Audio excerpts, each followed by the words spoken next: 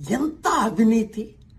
రేవంత్ రెడ్డి సొంత అల్లుడు మ్యాక్స్బిన్ ఫార్మస్యూటికల్ కంపెనీలో డైరెక్టర్. ఎక్కడి నుంచి వస్తున్నాయి డబ్బులు? 100,000 కోట్లు వీళ్ళకి, ఫార్మస్యూటికల్ కంపెనీస్కి.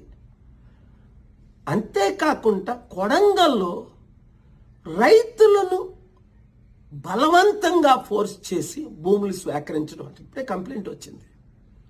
వదిలేది లేదు. గుర్తించుకున్నారు కదా మీరంతా.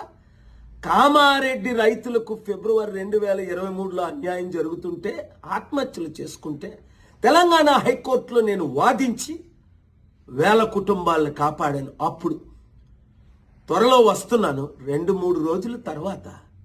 మీరు తొందరపడకండి, ఆత్మహత్యలు చేసుకోకండి, కంగారు పడకండి. వీళ్ళ అవినీతిని ఎక్స్పోజ్ చేద్దాం, కోర్టులకు వెళ్దాం, ప్రార్థిద్దాం.